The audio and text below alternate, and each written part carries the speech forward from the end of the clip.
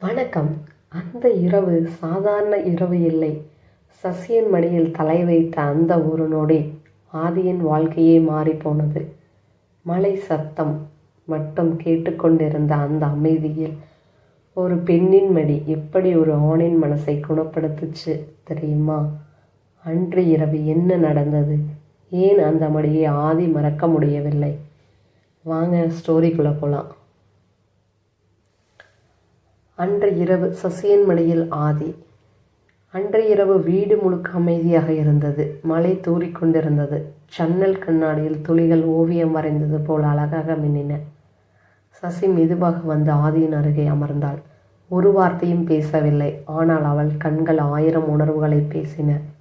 ஆதி சோர்வாக இருந்தான். வாழ்க்கை சுமை, வேலை அழுத்தம் எல்லாம் மனசுல.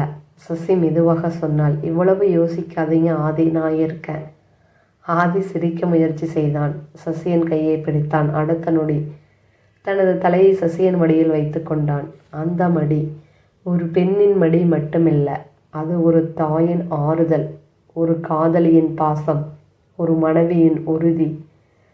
சசி ஆதியின் தலைமுடியை மெதுவாக வருடினாள். அந்த ஒரு நொடி தொடுதல் ஆதிக்கு 1000 வார்த்தைகளுக்கு சமம். நீங்க சோர்வா இருந்தாலும் நான் உங்க பக்கம்தான், சசி மெதுவாக சொன்னாள். அந்த இரவு அவர்கள் அதிகம் பேசவில்லை. ஆனால் அந்த அமைதி ஆதி சசியின் காதலை இன்னும் ஆழமாக்கியது. காதல் எப்பொழுதும் பெரிய வாக்குறுதிகளில் இல்லை. சில நேரம் ஒரு மடியில் கிடைக்கும் அமைதிதான் வாழ்க்கையை முழுமையாக மாற்றும். நன்றி.